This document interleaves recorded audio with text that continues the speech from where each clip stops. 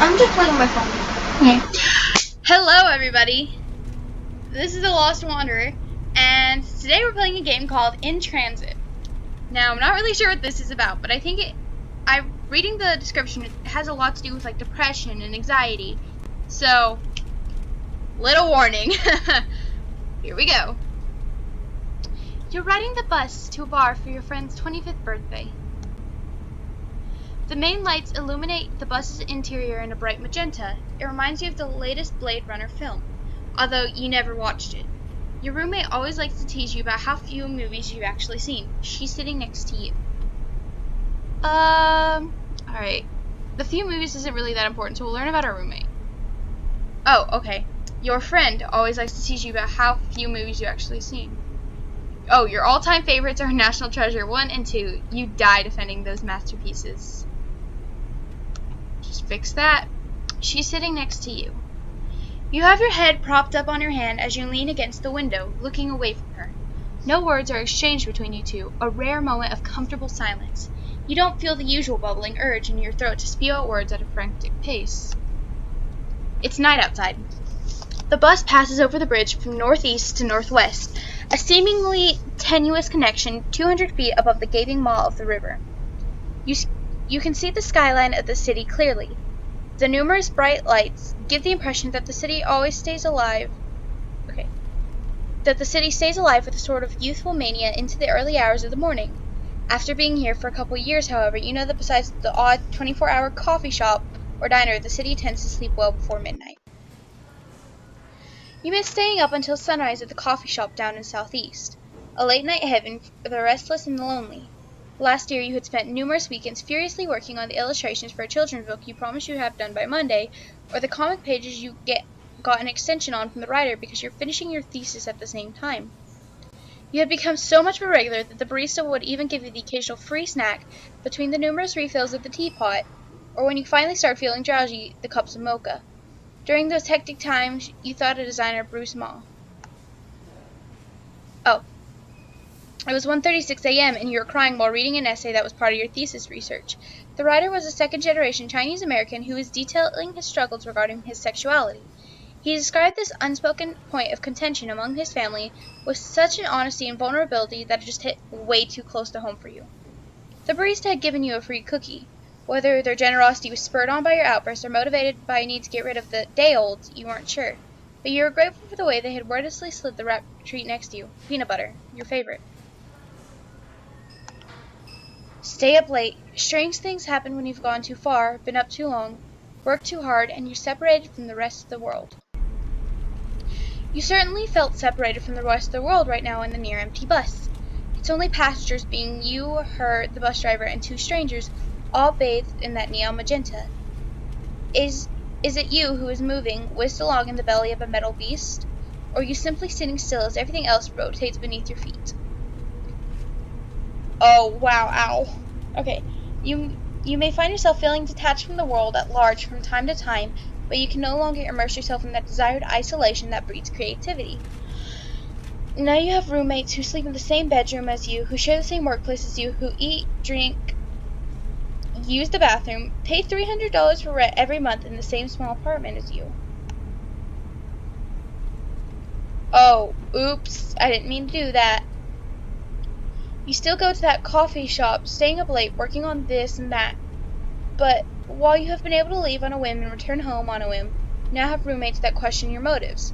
You're no longer able to wander freely, privately, both in the world and within the depths of your mind. Feeling lonely is so much worse when you're not actually alone. You don't consider yourself to be antisocial.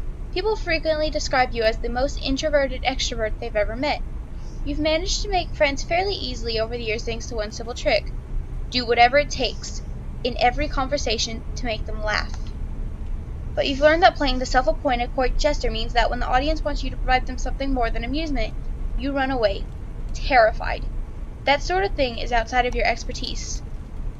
You distance yourself and bemoan how difficult it is to connect with others on a deeper level than cheap jokes and laughs. And by the time you've drained the ichor from your self-inflicted emotional wounds and stopped feeling sorry for yourself, they've already gone on to someone else with their problems. and you can go back on stage and perform once again. Dance, Jester, dance. He's been so crabby lately. Yesterday he just snapped at me when I asked him how his day was. She's talking about your other roommate, who had opted off the party tonight to sleep in.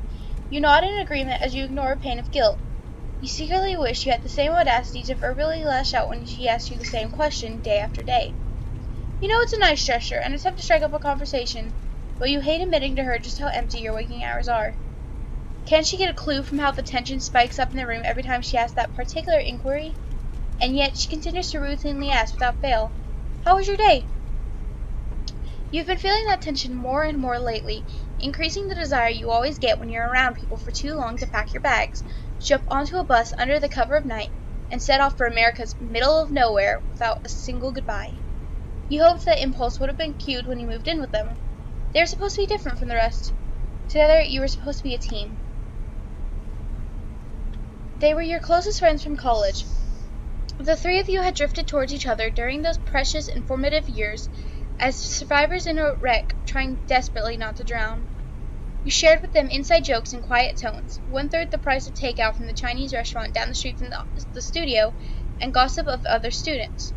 They shared with you late-night conversations around race and being part of this diaspora, proclamations of love and plans for a shared future. Others envied the closeness of your tight-knit group. It seemed only logical and cheaper that you would end up living with them. But the tension came back, and it had only gotten stronger each time the three of you made plans and wrote down ideas for the artist collective you were definitely going to start up later in the year. Or whenever he had talked about upcoming conventions and moving together to LA or Detroit, or whenever she made a comment about how she was positive you're all going to be friends forever. You can't stand the presumptuousness. All you ever wanted from others is to be entertained and to entertain them in return. The idea of friends forever and the expectations that come with it is uncomfortable, not entertaining. And yet, you still desire to be close to others, to be understood.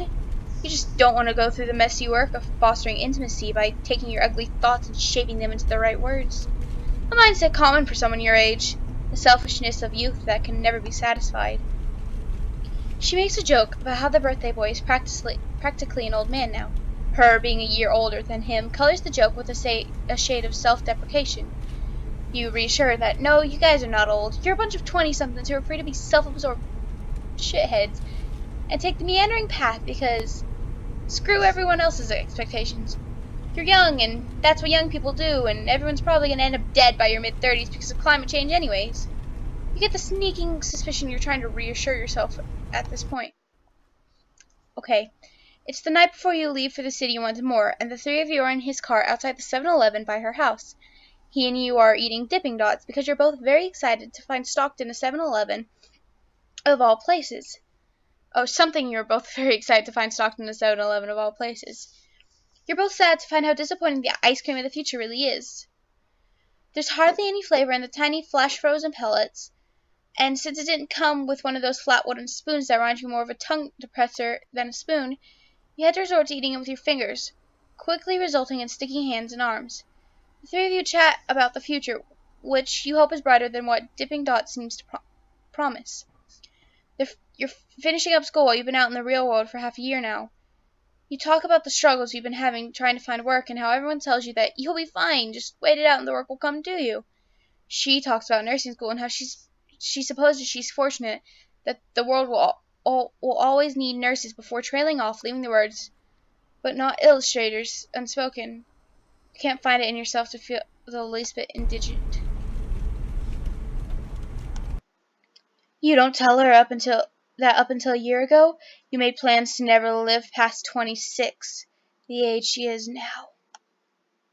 I don't know why I gave that voice. Things are different now. Now you think 75 is a fine age to expire. 5 years older than your father. A phone call coming out. You're crying, trying to get the words out, and it's... Oh, okay. How much longer until her stop? You check your phone. About 15 minutes. You tell her as such. You both fall back into silence. Realistically, I check Instagram first. You scroll through the endless stream of images, a friend's work in progress for an upcoming comic, a mutual's recent editorial job, a baby photo from the art director that hasn't emailed you in 3 months, a former classmate's 100 heads drawing challenge. You quickly scroll back up in an attempt to keep the creeping jealousy at bay and click through the stories instead. You end up viewing your ex's story, an image of a sunset from a rooftop with some filter that's too bright and has too much contrast, while he rambles in the overlaid text about the importance of love and connection to each other and to nature. You scoff, not because of any residual bitterness from being dumped on the 3-year anniversary of your relationship, but because of how absolutely corny he's become. You've changed too, though. It's only fair. There's an unread message from your mother. Open it. It's a goodnight message followed by a string of hearts and heart-eye emojis that's 3 times longer than the actual written message. She makes it a point to send you one of these texts every night. Her last message before this is her saying how proud she and Dad are of you, but you don't need to worry if there's no jobs on the immediate horizon, and that they're always there for you because you're family. You're so afraid of disappointing her that you desperately wish she hated you instead. You quickly type, "Love you too, Mom. Good night," and send it back. You take a look through past messages from friends back in your hometown. You smile, thinking how despite your misanthropic flare-ups, this group of friends has been the exception. You consider yourself lucky that you've managed to stay friends with them since high school, even after moving away for college. Your time with them whenever you make the occasional trip back home feels light and effortless compared to your time in the city. Wow, oh. It's not a coincidence that the friends you spend the least amount of time with in person are the ones you feel the greatest fondness for. None of them are online. Wow, this is dark. Like, not really dark, but like deep. It's kind of a mix of both. Because, like, you would never, when it said you never wish to live a year past 25 or 26 or whatever, it's just, holy crap.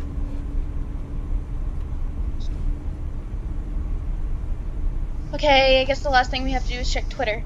Feeling emboldened somehow, you decide to shout your feelings at your 400-something followers. You type out,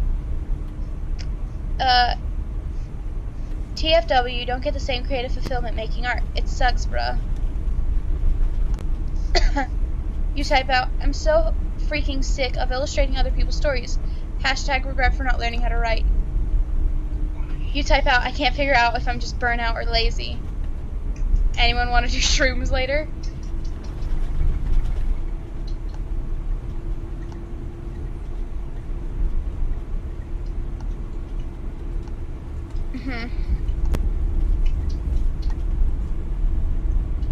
This one, because it kind of sounds the least whiny, and it's not like, anyone want to do shrooms? Yeah, okay. You send the tweet.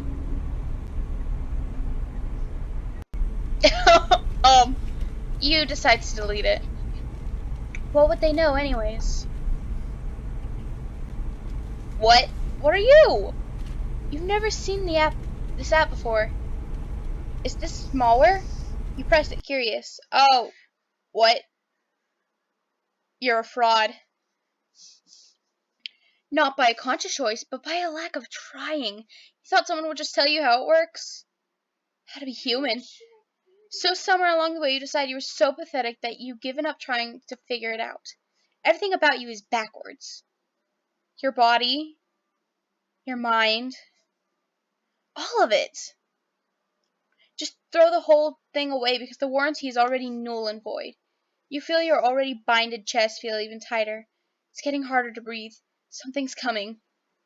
Oh, so we're trans! Okay. Nothing is right. What is wrong with you? You feel your already binded chest feel even tighter. Okay. Well, maybe we're a trans guy, or I don't know.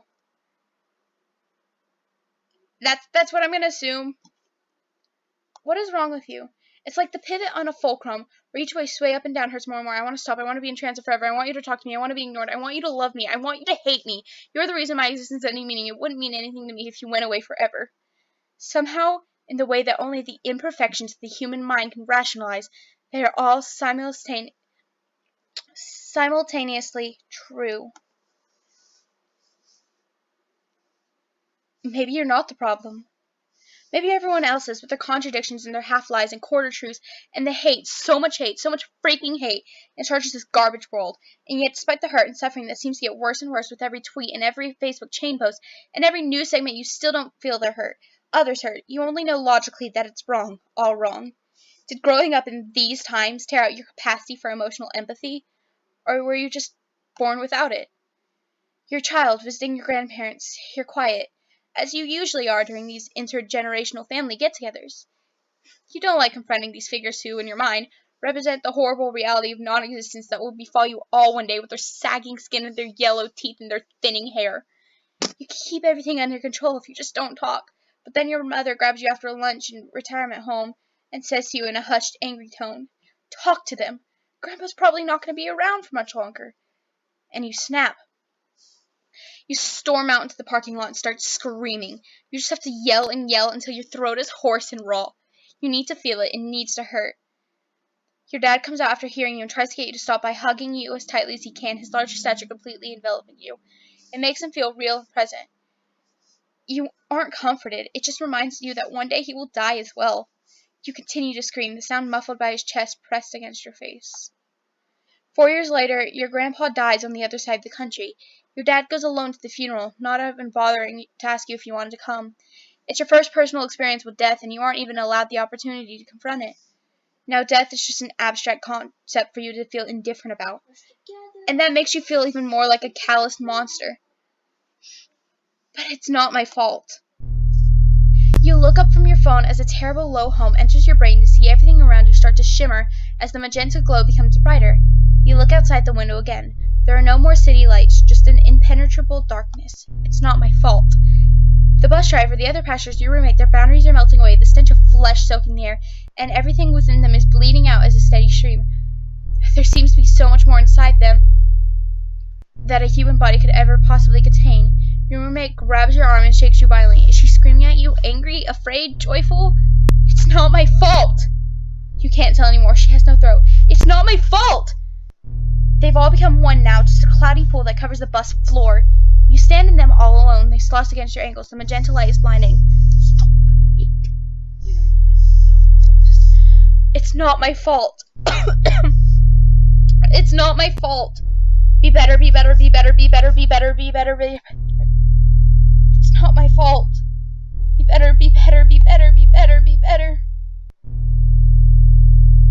Oh, God, and the world's breaking.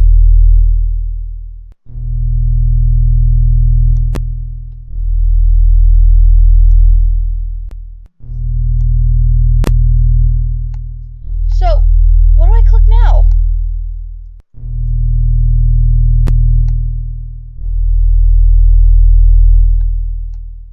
I'm not sure what to click now.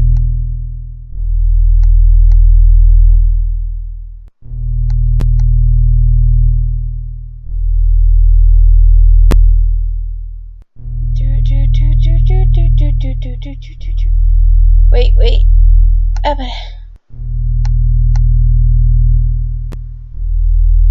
It's so weird. Like, I don't know what to click now. What is going on?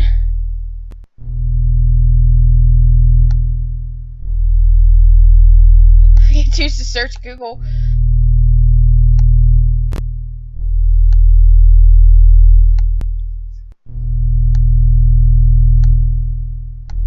Come on, give me something to click.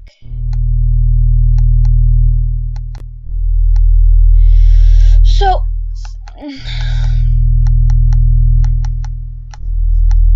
I can't even highlight this one.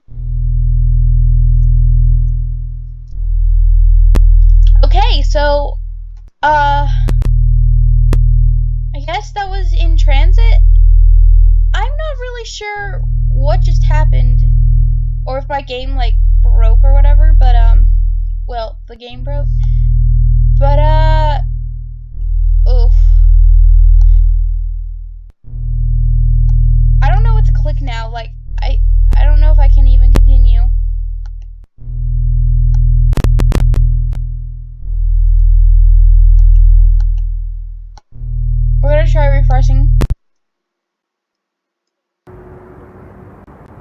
Nope. Okay.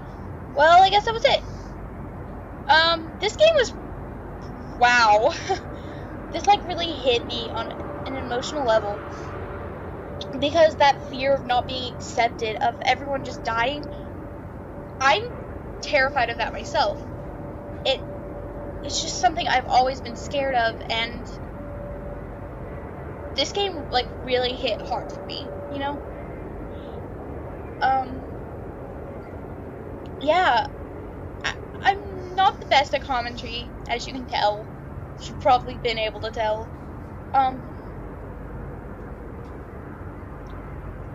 So, I'm not really sure what to say, except this was a very interesting experience, and I highly recommend you check it out yourself. This is The Lost Wanderer, signing out.